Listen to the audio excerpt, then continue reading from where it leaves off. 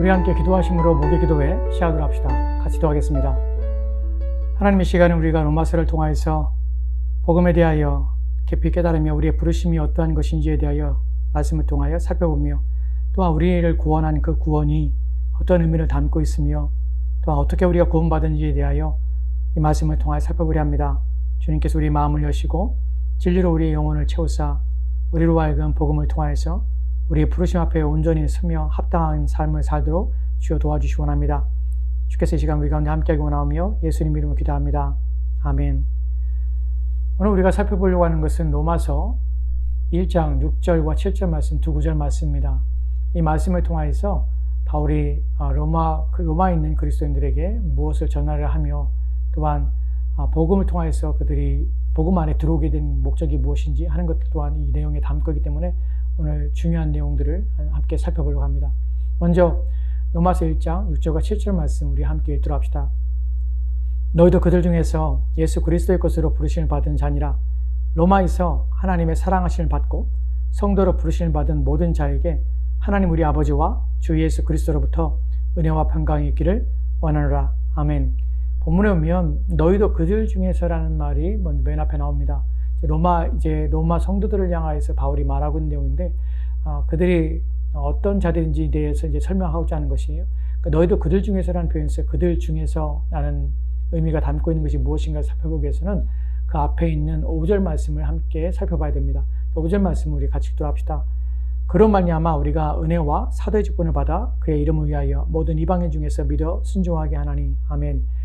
5절 말씀에서 말하고자 하는 것은 예수 그리스도를 말미암아서 바울이 받게 된 것들이 은혜와 또한 사도의 직분을 받았다고 합니다. 무엇을 위하여서 그런가 하면 그의 이름을 위하여 모든 이방인 중에서 믿어 순종케 한다고 합니다. 순종케 하기 위해서 믿고 순종케 그들을 사도로 삼으신 것이죠. 그래서 6절 말씀에 다시 6절과 7절 말씀에서 말하고 있는 내용과 연결하면 너희도 그들 중에서 라는 표현이 바로 모든 이방인 중에서 믿어 순종케 된 자들, 바로 너희들도 그러한 가운데서 부르심 받았고 그러한 가운데 있다는 사실, 그들 중에 하나라는 사실을 바울이 이제 확인시키고자 하는 것이에요. 너희도 그들 중에서라는 표현 속에서 믿어 순종케 된 자들이 바로 이들이라는 사실입니다. 우리가 지난 시간에 살펴볼 때 믿어 순종케 한다는 의미는 믿음의 결과로서 순종이 나온다는 말이 아니라 믿음의 순종이라는 말로 믿는다는 것은 순종을 내포하고 있어 순종함으로 믿게 됐다는 의미가 이 안에 담겨있다는 말씀을 드렸습니다. 하나님께서 회개를 하실 때 믿음이라는 것은 그 안에 회개하는 하나님의 명령에 회개하는 순종을 담아내고 있는 것이에요. 믿음은 순종과 별개거나 분리되었다는 사실입니다. 지금 로마인 성들도 너희들도 그들 가운데서 즉 복음을 통하여서 너희들도 그들 중에서 라는 표현 속에서 너희도 그런 가운데서 믿음으로 순종케 믿음의 순종을 한 자들이라는 표현이 이 안에 담겨져 있습니다. 사실 로마 교회의 성도들이 어떤 구성을 가지고 있는지 정확히 알 수 없습니다. 이 말의 의미는 무엇이냐면 로마 교회는 주된 사람들은 이방인들이었습니다. 로마에 사는 이방인들이었고 또한 개중에는 유대인들도 함께 섞여 살았습니다. 이런 사람들이 함께 모여서 로마 교회를 이루었고 구성하였습니다. 그런데 이러한 구성들 가운데서 바울은 이들 가운데 그들이 어떻게 구원받았으며 또한 이들이 구원받은 내용들이 무엇이며 무엇을 위해서 구원을 받았는지 또한 구원이라는 것이 무엇을 의미하는지 하는 내용들이 이들 가운데 각인시키고 또한 깨닫게 하기 위해서입니다. 사실은 복음은 그냥 복음이라는 것은 그리스도에 관하여서 그가 죽으심 살으심만이 아니라 그걸 통해서 우리 가운데 어떤 연결과 또 우리 가운데 이루어진 것이 무엇인가를 또 담아내는 것이 복음입니다. 사실 이 본문 또한 복음의 내용들 속에서 우리가 그리스도인으로서 내가 그리스도인이 되었다는 것이 무엇을 담아내고 있는가, 또한 내가 어떻게 그리스도인이 되었는가 하는 부분 또한 복음이 담고 있다는 사실이에요. 이것 또한 우리가 알아야 나는 그럼 어떻게 살아야 되는가, 나는 또 무엇을 하는 것인가 하는 것에 대하여 우리가 이해할 수 있다는 것입니다. 그래서 오늘 6절과 7절 말씀에서 바울이 로마에 있는 성도들에게 하는 말씀 속에서 우리는 이러한 것들을 우리가 알게 되는 것이에요. 즉 그리스도의 정체성에 대하여 또한 우리의 구원이 어떻게 이루어졌는지에 대하여 하나씩 바울이 말하고 있는 내용을 추적하면서 우리 또한 이 말씀을 통해서 우리의 정체성에 대해서 살펴보려고 합니다. 우리 다시 한번 로마서 1장 6절과 7절 말씀을 읽으면요. 너희도 그 중에서 그리스도의 것으로 부르심을 받은 자니라. 로마에서 하나님의 사랑을 받고 성도로 부르심 받은 모든 자에게 하나님 우리 아버지와 주 예수 그리스도로부터 은혜와 평강이 있게 원하노라. 아멘. 여기서 저는 세 가지 내용을 오늘 살펴보려고 해요. 첫 번째로는 그리스도의 거스르는 의미가 무엇인가 하는 부분이에요. 두 번째로는 로마에 있는 하나님의 사랑하심을 받고 라는 것에 대한 말씀들을 통해서 살펴보려고 해요. 그리고 세 번째는 그리스도의 것을 부르심이라는 단어를 의미를 좀 살펴보려고 합니다. 이 세 가지 내용은 첫 번째는 정체성을 담고 있고, 두 번째는 우리의 구원이 어떻게 이루어지는지에 대한 내용들이 담겨져 있어요. 첫 번째의 그리스도의 정체성에 대해서 한번 살펴보도록 합시다. 그리스도의 것으로 부르심을 받은 이라는 표현들이 담고 있는 것이 무엇인가 하는 부분이에요. 그리스도의 것이라는 표현 속에서 것은 소유를 의미합니다. 헬라어에서 것이라는 단어는 그의 소유, 그가 가지고 있는 그의 것이라는 의미가 담겨져 있고, 영어로 번역할 때는 어브라는 의미가 소유격으로 사용돼서 누구누구의 소유라는 표현과 의미를 담고 있습니다. 즉 그리스도의 것이라는 것은, 우리가 그리스도인이 된다는 것은 소유가 그리스도에게 있다는 사실을 말씀하고 있다는 것이에요. 여기서 우리는 두 가지 의미를 생각할 수 있는데, 그리스도의 것, 그리스도의 소유라는 의미 속에서는 첫 번째로는 주인됨에 대한 것이에요. 누가 주인인가? 주인됨에 대해서 우리는 이 본문에 담고 있는 것입니다. 즉 주인이 있다는 사실. 두 번째로는 이것이 담고 있는 것은 뭐냐면 닮음이 있다는 사실, 닮음에 관한 것이에요. 주인과 닮음에 관한 것이 그리스도의 것이라는 것에 담겨진 의미예요. 로마 그리스도인들이 이 말씀을 들을 때에, 또한 바울이 이 말씀을 로마 성도들에게 할 때에 그들은 두 가지 의미 속에서 그리스도의 것이라는 의미를 담고 있다는 것을 깨닫게 되는 것이에요. 첫 번째의 주인됨에 대하여 우리는 그리스도의 십자가에서 죽으심을 말미암아서 우리의 주인 됐다는 사실을 압니다. 이 주인됨의 사실에서 우리는 그분의 종이고, 또한 노예라는 사실을 또한 바울은 또한 고백하고 있습니다. 이 사실을 다시 한번 주지시키는 것이죠. 왜냐하면 그리스도의 정체성이 무엇이냐는 부분에서 우리의 주인이 누구인가에 대해서 그분이 가장 중요하고 명확해야 한다는 것 때문에 그래요. 우리가 신앙생활하면서 가장 무시되고 또한 가장 잘 생각하지 않는 부분 중에 하나가 바로 그리스도의 주대심입니다.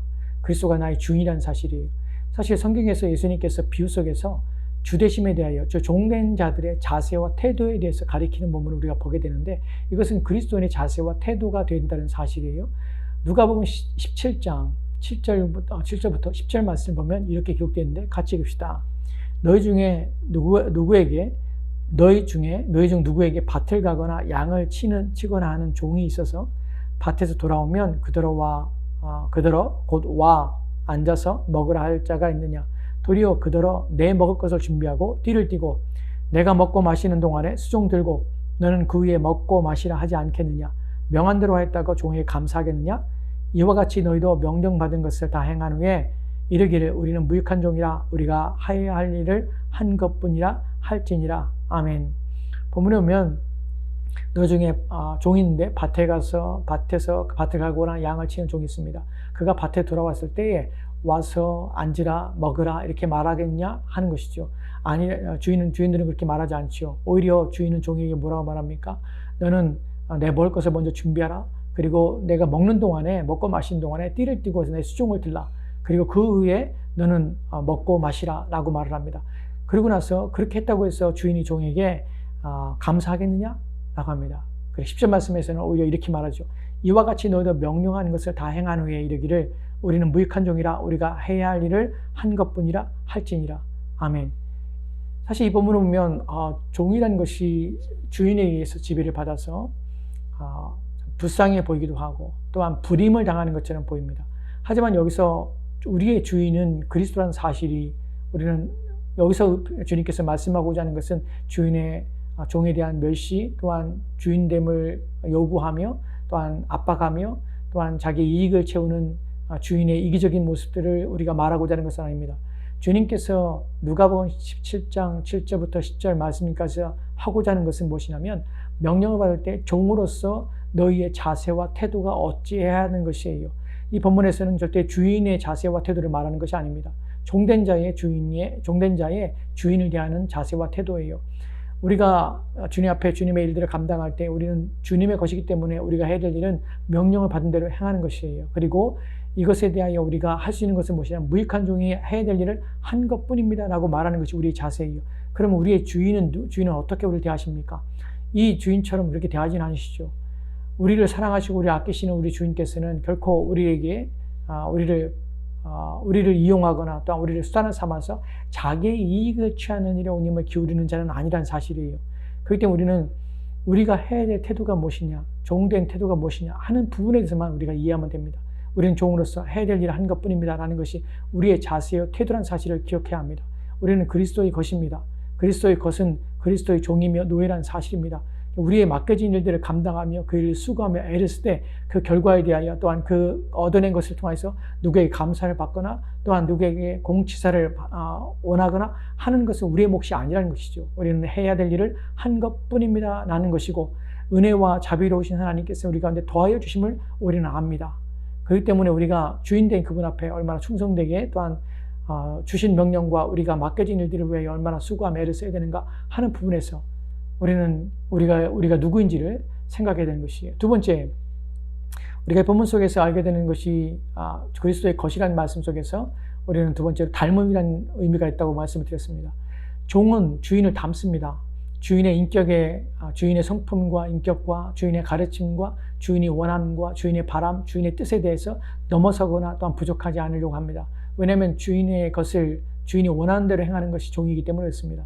종은 주인이 원하는 것과 바라는 것과 그 뜻하는 것을 반드시 이해할 뿐만 아니라 그래서 그 선을 넘지 말아야 하며, 또한 주인을 곡해하여 또한 주인이 원하는 것 이상으로 행함을 하면서 자기의 생각과 자기의 뜻으로 판단하거나 또한 결정할 수 없습니다. 왜냐하면 주인에게 묶여있기 때문에 그래요. 여기서 주인과 종의 닮음이 있습니다. 이 닮음은 주인의 뜻에 부합하며 주인의 성품과 주인의 인격에 제한된다는 사실 속에서 이 종은 주인을 닮는 것이에요. 그래서 그리스도의 것이라고 할 때 우리는 첫 번째로는 그리스도가 우리의 주인이라는 사실에 대하여 나는 그리스도의 종이라는 사실을 인식하는 것이고, 또한 두 번째로는 우리는 그리스도를 닮은 자가 된다는 사실 속에서 그리스도의 것이라고 부름받은 것이에요. 로마에 있는 교인들에게서 복음을 들을 때 그 복음은 바로 이런 것들을 요구하며 이런 것들을 추구하는 것이 복음이라는 사실을 그들 가운데 말씀하고 있는 것입니다. 이에 대하여 다시 한번 또 다른 두 번째 부분으로 넘어가서 우리는 다시 로마서 1장 6절과 7절 말씀을 함께 읽도록 합시다. 너희도 그들 중에서 그리스도 예수의 것으로 부르심을 받은 자니라. 이제 두 번째 살펴볼 내용이 무엇이냐면 로마에서 하나님의 사랑하심을 받고 라는 구절에 대해서 살펴보려고 합니다. 이제 두 번째, 정체성에서 이제 두 번째로서는 우리의 구원, 우리가 믿어 순종케 된 것이 어떻게 가능하게 되었고 어떻게 된 것인가 하는 부분이에요. 왜 이 부분이 중요하냐면 우리가 신앙생활하면서 또한 우리의 평생의 삶 속에서 끊임없이 우리가 되새기고 또한 되돌아보고 기억해낼 것이 무엇인가 하는 부분에서 가장 중요한 위치에 차지하는 것이 바로 이런 것들입니다. 내가 어떻게 구원받았는가? 나의 구원은 어떻게 성취되며 이루어질 것인가 하는 부분들이에요. 왜 이 부분이 중요하냐면 우리의 구원은 우리 인생에서 가장 중요하며 가장 절정의 일들이었으며 우리 인생에서 가장 큰 전환점이 됐다는 사실 때문에 그렇습니다. 또한 이 구원을 되새김으로 말미암아서 우리 가운데 하나님의 은혜가 어떠한지를 알게 함으로 말미암아 그걸 되새김으로 우리의 신앙의 동기와 목적과 또한 행함에 있어서 우리의 의지와 또 우리의 결단들을 지속적으로 불러일으키고 우리의 신앙을 끈기 있게 살도록 만들어지는 그 힘이 어디서 나오냐면 바로 이런 구원의 감격들, 기쁨 속에서 우리 가운데 주어진다는 것이 시편 50편을 보면 다윗의 회개가 나오는 것이 시편 51편이죠. 그 구절 속에서 우리가 발견하게 된 것은 뭐냐면 다윗이 하나님께 이런 고백을, 이런 청원을 하지요. 성신을 내게서 거두지 마옵소서라는 청원을 합니다. 또한 구원의 즐거움을 내게 회복시키소서라는 기도를 또한 합니다. 왜 이런 것들을 하게 되냐면 구원의 즐거움이라는 것은 우리의 평생에 살면서 우리가 살아갈 힘이 되고 또한 능력이 되고 또한 우리의 믿음을 굳게 하며 또한 우리의 신앙을 끝까지 완주하게 하는 동력이 되기 때문에 그렇습니다. 그래서 우리 가운데 이 구원에 관하여 나의 구원에 대하여 어떻게 구원받았는지 하는 것을 살펴보면서 정말 중요한 것이 바울은 로마 그리스도인들에게 로마에 있는 하나님의 사랑을 입으신이라는 표현을 씁니다. 본문에서 바울이 의도적으로 사용하는 것을 좀 생각해 볼 필요가 있는데요. 로마에서 하나님의 사랑하심을 받고 라는 표현 속에서 무엇을 알게 되냐면 로마라는 도시를 생각해 봐야 합니다. 로마에서 교회가 생겼다는 것, 그리스도인이 생겨났다는 것은 이것은 정상적으로 일반적으로 일어날 수 있는 상황은 아니에요. 또한 자연적으로 일어날 수 있는 상황도 아니고 인간의 의지와 노력으로 만들어지는 것도 결코 아니라는 사실입니다. 당시 로마의 상황에 대해서 우리가 좀 생각한다면 로마는 당시 헬라 문화에서 가장 큰 도시이며 또한 가장 큰 도시이기 때문에 많은 사람들이 몰려오는 다양한 사람들이 몰려오는 중심 도시였습니다. 그 도시 안에는 헬라 문화권 안에서 가장 큰 황제 숭배를 하는 우상 숭배가 행해있던 곳이 로마였고요. 또한 온갖 타락과 부패함들이 가득했던 곳이 로마입니다. 그런 로마에 교회가 세워진 것입니다. 외부에서 복음을 듣고 들어왔던 유대인들이나 또한 그 가운데서도 그들을 통하여서 또 어떤 방식을 통하여서 복음을 듣게 된 자들이 모여서 이제 교회를 이루게 되었습니다. 그들이 교회를 이루고 이제 그리스도인의 삶을 살 때에 그들은 자신들의 삶의 주변의 사람들과 완전히 구별되고 또한 단절된 삶을 살 뿐만 아니라 다른 방식의 차원의 삶들을 살고, 이들은 이제 하나님 믿는 사람으로서 당시 로마에 살고 있는 사는 사람들의 삶의 방식과 전혀 다른 삶의 방식을 살아가고 우상과 또한 부정과 불의한 것들을 끊어버리는 삶을 살게 되었다는 사실입니다. 여러분, 이런 것들은 한 사람이 어떤 인생이 무엇인가를 경험하고 스스로 깨달아서 또한 자신의 생각 속에서 무엇인가를 깊이 인식하여서 그들이 그리스도인이 되고 이제 내가 바른 삶을 살고 좀 이제 인생을 좀 착하게 살고 하는 스스로의 깨달음이나 또한 스스로의 결정과 결단으로 그들이 그리스도 안에 들어온 것은 결코 아니라는 사실이에요. 바울이 의도적으로 로마에서 하나님의 사랑을 입고란 표현 속에서 그들은 하나님의 사랑 때문에 이들이 그리스도 안에 들어왔고 그 부르심 때문에 이들이 하나님의 자녀가 됐다는 사실이에요. 타락한 도시 안에서 또한 주변의 모든 타락한 사람들 가운데서 어떻게 한 사람이 스스로 자신을 돌이켜서 자신의 인생 전체를 변화시키고 또한 삶을 바꾸어서 그들과 구별된 가운데 자신이 살아왔던 삶의 방식과 길들을 끊어버리고 이제 전혀 다른 삶의 방식으로 살며, 또한 그 당시에 고립과 또한 박해와 핍박을 받을 수밖에 없는 상황 속에서도 그들은 여전히 그리스도 안에 있을 수 있는가 하는 것들은 그 변화와 그 새롭게 됨의 그 큰 비밀은 누구부터 오냐면 바로 하나님의 사랑의 결실이요, 사랑 때문에 그들이 그 안에 들어오겠다는 것입니다. 여러분, 우리가 이런 하나님의 사랑, 또 하나님이 우리를 어떻게 변화시켰는지에 대해서 성경 여러 구절에서 이런 것들을 말씀하고 있는데, 특별히 에베소 2장 1절과 2절 말씀에 이렇게 기록된 것을 보게 됩니다. 같이 들어갑시다. 그는 허물과 죄로 죽었던 너희를 살리셨도다. 그때에 너희는 그 가운데서 행하여 이 세상 풍조를 따르고 공중의 권세 잡은 자를 따랐으니 곧 지금 불순종의 아들들 가운데 역사하는 영이라. 아멘. 본문에서 그는 허물과 죄로 죽었던 너희를 살리셨고, 이 본문에서 바울이 예수 그리스도 통하여서 우리가 어떤 상태에서 과거에 우리가 어떤 처지에 처해 있는지를 대해서 말씀하고 있습니다. 구원이 얼마나 놀라운 것인지 하는 부분에 대하여 지금 설명하고 있는 것이, 허물과 죄로 죽었다는 것이 누가? 에베소 성도들이 그랬으며 또한 로마에 살고 있는 사람들이 그랬습니다. 또한 저와 여러분이 그랬습니다.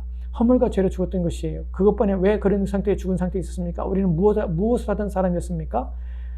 그 가운데 행하여 세상 사람들과 동일하게 삶의 방식과 삶의 모습으로 그들이 바라보는 것들, 생각하는 것들을 따라서 우리는 그렇게 살았습니다. 그 가운데 행하여서 이 세상 풍조를 따를 뿐만 아니라 공중의 권세를 잡은 자를 따른 것이 우리의 삶이었습니다.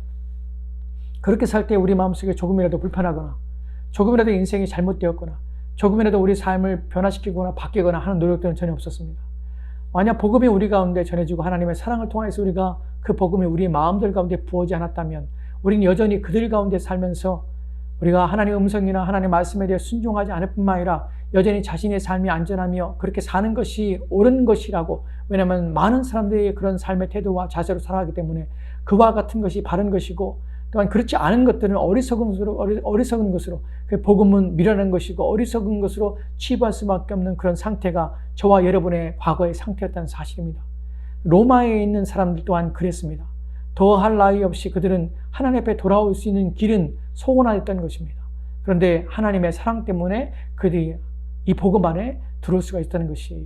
이 일에 대하여 에베소 2장 4절과 5절 말씀에 이렇게 기록된 것을 보게 됩니다. 같이 봅시다. 긍휼이 풍성하신 하나님이 우리를 사랑하신 그 큰 사랑을 인하여 허물로 죽은 우리를 그리스도와 함께 살리셨고 너희는 은혜로 구원을 받은 것이라. 아멘. 긍휼이 풍성하신 하나님이 우리를 사랑하신 그 큰 사랑을 인하여서 허물로 죽은 우리를 그리스도와 함께 살리신 것입니다. 즉 우리의 구원은 우리의 노력과 또 우리의 깨달음과 또 우리의 이해의 차원이 아니라 하나님이 그 긍휼이 풍성하신 하나님이 그 큰 사랑으로 우리를 구원했다는 사실이에요. 이것은 평생에 우리가 잊지 말아야 될 중요한 진리이며 또한 우리 마음에 늘 되새겨야 될 내용들입니다. 우리가 어떻게 이 자리에 와 있게 되는가, 우리의 믿음은 어떻게 시작됐는가 하는 부분입니다. 하나님의 사랑입니다. 우리가 에베소 1장에 보면은 11절 말씀에 이런 구절이 있는 걸 보게 되죠. 거기서 보면 하나님이 기뻐하시는 중에 라는 표현을 씁니다. 기뻐하심으로. 무슨 의미냐면 왜 우리를 구원했습니까? 왜 내가 하나님의 은혜와 사랑을 받아야 할지 압니까? 왜 나는 어떻게 하나님 믿음 안에 설 수 있습니까? 왜 나는 다른 사람들은 여전히 복음을 듣지 않는데 어떻게 나는 복음을 듣게 되고 이것을 믿게 된 것입니까? 나는 물음에 대하여 성경이 말하고 있는 답은 하나님이 우리를 구원하시기를 기뻐하셨다는 것이. 그것만큼 우리 가운데 은혜가 되고 복된 것은 없습니다.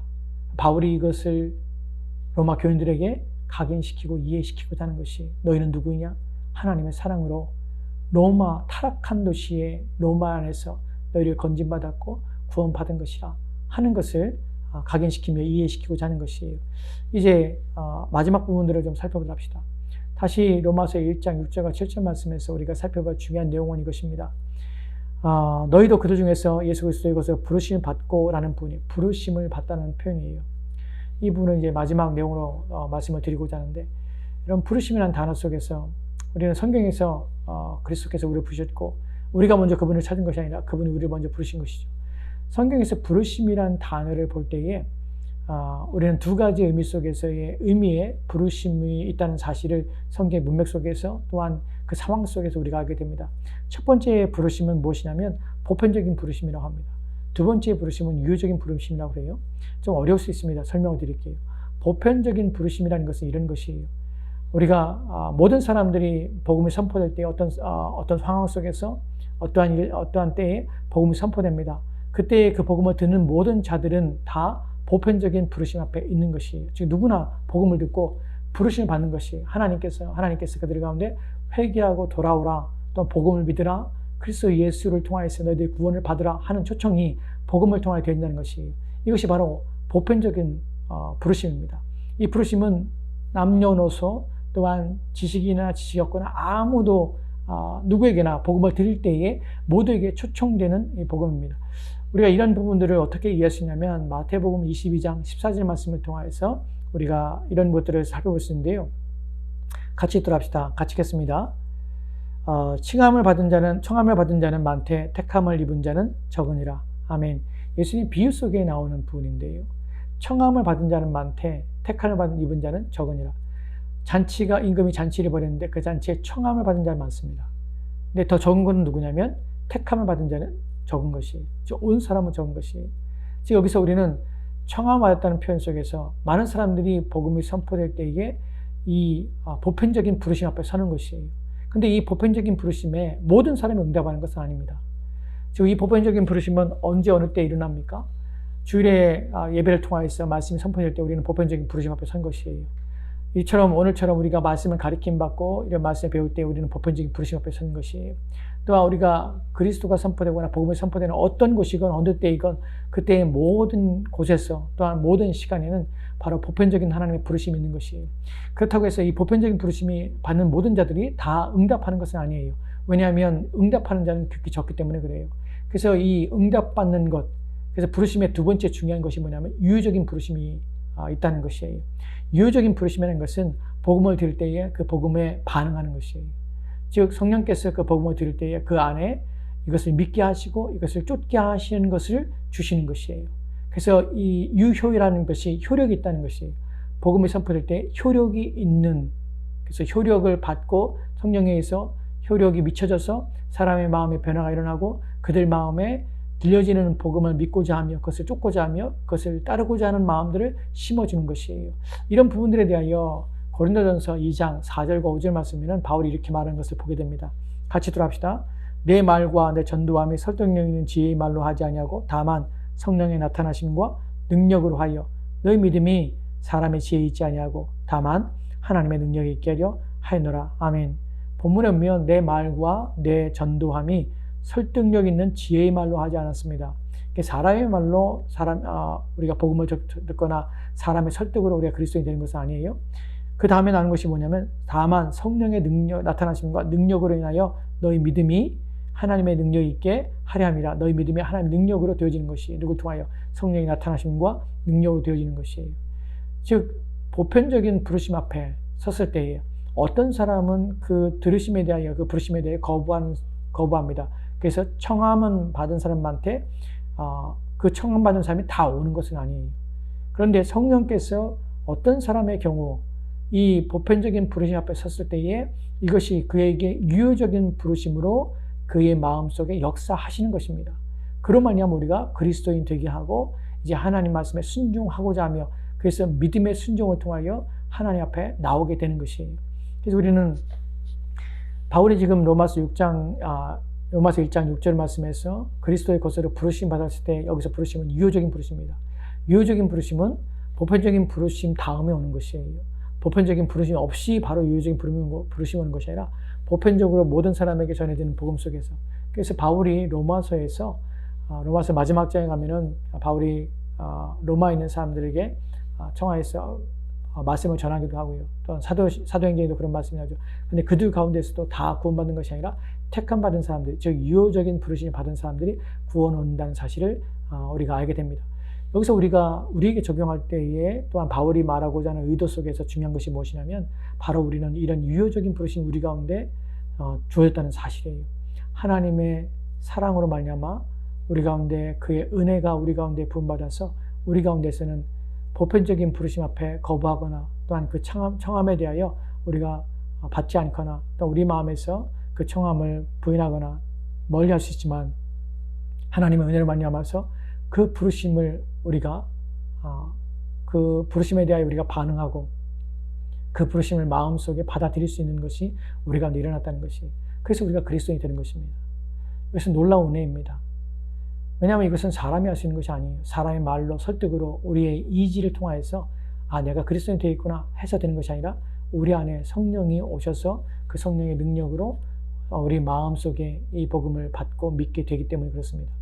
이 모든 것들을 통해서 바울이 말하고자 하는 것은 바로 그리스도인이 어떻게 되는가, 너희는 어떤 은혜 가운데 있는가, 그래서 너희는 어떻게 살아야 되는가 하는 것을 말하는 것이에요. 우리는 그리스도의 것입니다. 어떻게 그리스도의 것이 됐습니까? 하나님의 크신 은혜와 사랑 때문에, 그래서 그 사랑으로 인하여서 그의 기뻐하심을 힘입어서 우리가 그리스도인이 된 것이에요. 그럼 만약 우리는 누구의 것이 됐습니까? 그리스도의 것이 된 것이에요. 이것은 우리의 부르심이 우리 가운데 유효적으로 역사했기 때문에 그래요. 누가 그렇습니까? 성령 하나님이 우리 가운데 역사하시면서 우리가 이런 유효적인 부르심 가운데 있어서 그리스도인이 될 수 있다는 사실입니다. 이 부분도 여러분이 기억하시고 오늘 말씀을 통하여 깨달은 것들에 대하여 하나님 앞에 깊은 감사를 드리시고 또 온 마음을 다하여 주님을 더 위하여 그리스도의 부르심 앞에 합당한 자의 삶을 저와 여러분이 살았으면 좋겠습니다. 기도합시다.